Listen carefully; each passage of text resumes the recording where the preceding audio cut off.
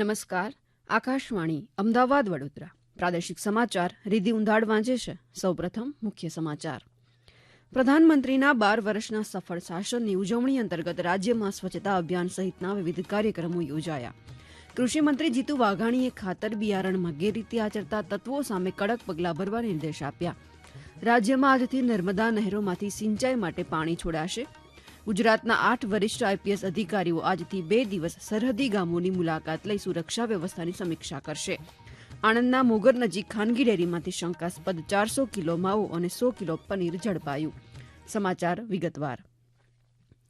પ્રધાનમંત્રી નરેન્દ્ર મોદીએ પ્રધાનમંત્રી તરીકે સૌથી લાંબા સમય સુધી અવિરત સેવા આપવાનો નવો રેકોર્ડ બનાવતા રાજ્યભરમાં વિશેષ ઉજવણી થઈ રહી છે.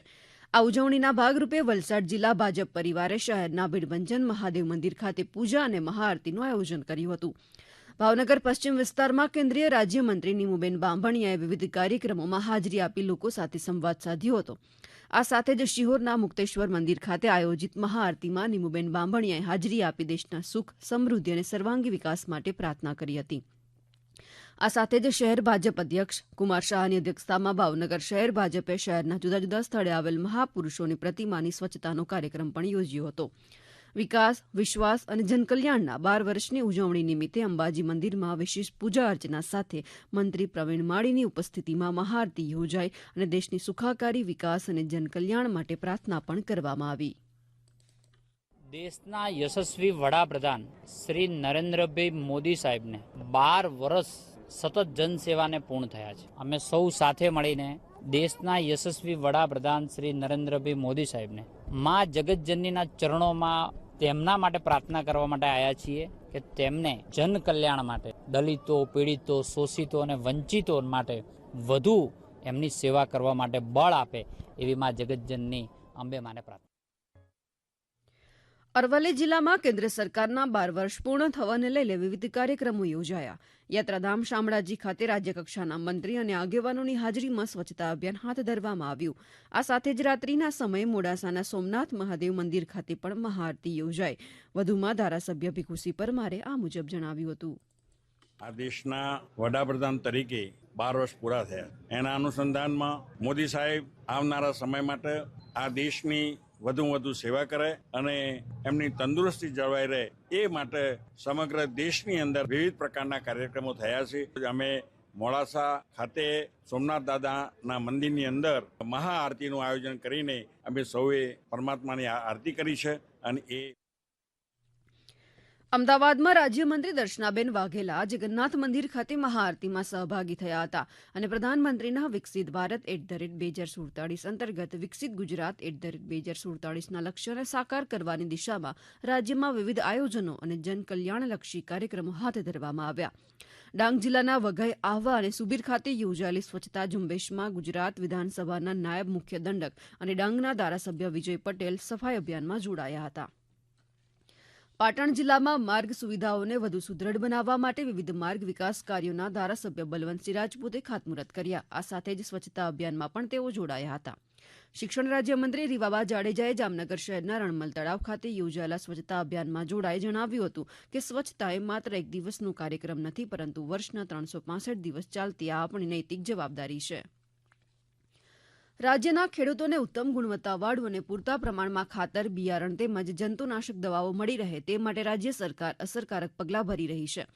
કૃષિમંત્રી જીતુ વાઘાણીએ ગેરરીતિ આચરતા તત્વો સામે કડક કાનૂની પગલાં ભરવા માટે કૃષિ વિભાગને નિર્દેશ આપ્યા છે. મંત્રીએ જણાવ્યું કે ગુનાહિત પ્રવૃત્તિ આચરતા કે વિક્રેતા કે સંસ્થાઓ સામે પીબીએમ એક્ટ હેઠળ કાર્યવાહી કરાશે. આવી ગુનાહિત પ્રવૃત્તિઓ સાથે સંકળાયેલા તત્વો સામે લાયસન્સ રદ થવા સાથે જેલ અને દંડની પણ કડક જોગવાઈ કરવામાં આવી છે. રાજ્યમાં આજથી નર્મદા નહેરોમાંથી સિંચાઈ માટે પાણી છોડાશે. ખેડૂતોના વ્યાપક હિતમાં મુખ્યમંત્રી ભૂપેન્દ્ર પટેલે આ મહત્વનો નિર્ણય લીધો છે. નર્મદા કેનાલ વિસ્તારના ધારાસભ્ય અને સાંસદોએ સિંચાઈ માટે વહેલું પાણી છોડવા મુખ્યમંત્રી સમક્ષ રજૂઆતો કરી હતી. મુખ્યમંત્રીએ આ રજૂઆતોને ધ્યાને લઈને નર્મદા યોજનાના વરિષ્ઠ અધિકારીઓની એક ઉચ્ચસ્તરીય બેઠક બોલાવીને નર્મદા યોજનામાં ઉપલબ્ધ પાણીના જથ્થાની સમીક્ષા કરી હતી. ત્યારબાદ શ્રી પટેલે ખેડૂતોના પાક માટે સિંચાઈના પાણીની જરૂરિયાત ધ્યાનમાં લઈને આયોજન કરાતા વહેલા પાણી છોડવાના નિર્દેશ પણ આપ્યા હતા. આ સમાચાર આપ આકાશવાણીના અમદાવાદ વડોદરા કેન્દ્ર પરથી સાંભળી રહ્યા છો. આ સમાચારનું જીવંત પ્રસારણ આપ અમારી YouTube channel AIR news Gujarat પર પણ સાંભળી શકશો. વધુ સમાચાર માટે આપ અમારી વેબસાઇટ newsonair.gov.in/gu અને અમારા એક્સ હેન્ડલ AIR_news_ABD ને ફોલો કરશો.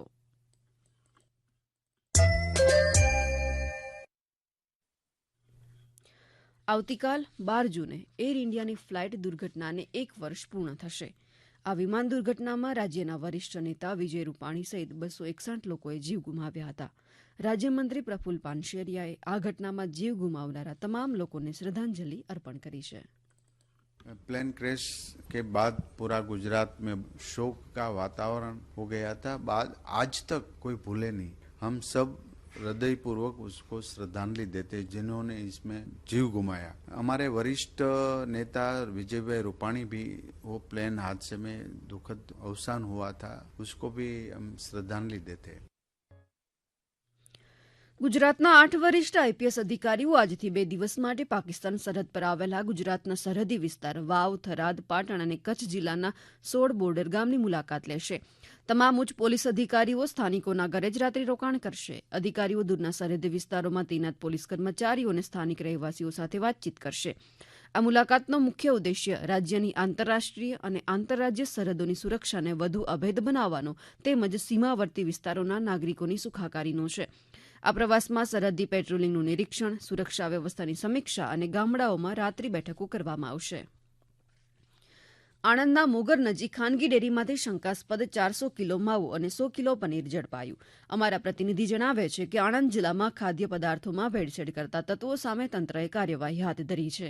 મળેલી સૂચના મુજબ આણંદ નજીકના મોગર ગામે અંબિકા ડેરી નામની ફર્મમાં મીઠાઈ બનાવવા માટે વપરાતો કાચો માલ તૈયાર કરીને સપ્લાય કરતી ફેક્ટરીમાં આણંદના ફૂડ એન્ડ ડ્રગ્સ વિભાગે છાપો માર્યો. આ દરમિયાન શંકાસ્પદ 400 કિલો માવો તથા 100 કિલો પનીર ઉપરાંત અખાદ્ય કાચો માલ પણ મળી આવ્યો હતો.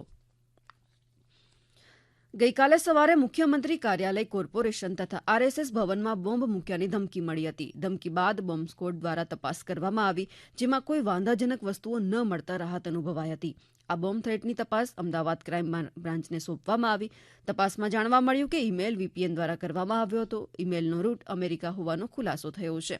રાજ્ય પોલીસ વડાએ સમાચાર સંસ્થાઓને લોકોને ગભરાવતા બોમ્બ થ્રેટના આવા સમાચારને વધારે હાઇલાઇટ ન કરવા વિનંતી કરી છે.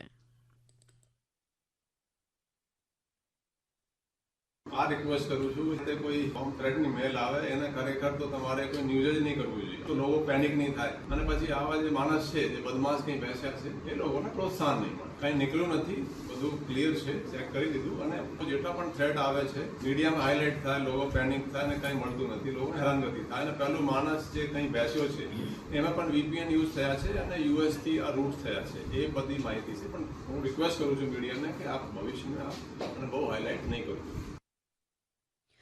અમરેલી જિલ્લા સાયબર ક્રાઇમ શાખા દ્વારા operation mule account verification drive યોજાઈ, જેમાં 1થી વધુ ફરિયાદ નોંધાયેલ હોય તેવા 35 ખાતાધારકોનું વેરિફિકેશન કરાયું.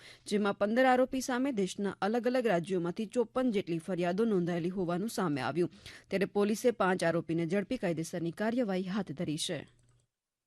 15 અકાઉન્ટ એવા મળ્યા, અકાઉન્ટ ભાડા પેટે આપેલા છે. તો એ તો આ કામના ગુનેગાર જ છે. તમે તમારું અકાઉન્ટ ભાડું લઈને કોઈને વાપરવામાં આપી નહીં શકો. એક, ગુનાહિત કામ કરવા માટે તો કોઈ દિવસે નહીં આપી શકો. 2, જે 35 માંથી બાકીના 20 અકાઉન્ટ છે એ અમે હાલ વેરીફાઈ હજી કરીએ છીએ, પણ હાલ જે 15 અકાઉન્ટ હતા એમને અમને બહાર હતી આરોપીની આઈડેન્ટિફિકેશન થયો હતો, એટલે એ લોકો વિરુદ્ધ ગુનો દાખલ કરવું તાત્કાલિક રીતે જરૂરી હતું. એટલે આ ગઈકાલે 5 ગુના કુલ દિવસમાં અમે સાયબરના દાખલ કરેલા છે.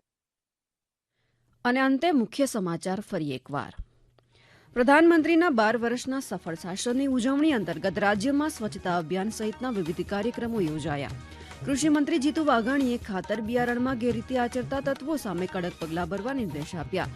રાજ્યમાં આજથી નર્મદા નહેરોમાંથી સિંચાઈ માટે પાણી છોડાશે. ગુજરાતના 8 વરિષ્ઠ IPS અધિકારીઓ આજથી 2 દિવસ સરહદી ગામોની મુલાકાત લઈ સુરક્ષા વ્યવસ્થાની સમીક્ષા કરશે. આણંદના મોગર નજીક ખાનગી ડેરીમાંથી શંકાસ્પદ 400 કિલો માવો અને 100 કિલો પનીર ઝડપાયું. આકાશવાણીના અમદાવાદ વડોદરા કેન્દ્ર પરથી પ્રાદેશિક સમાચાર પૂરા થયા. હવે પછી આપ 7:45 રાષ્ટ્રીય સમાચાર સાંભળી શકશો. નમસ્કાર.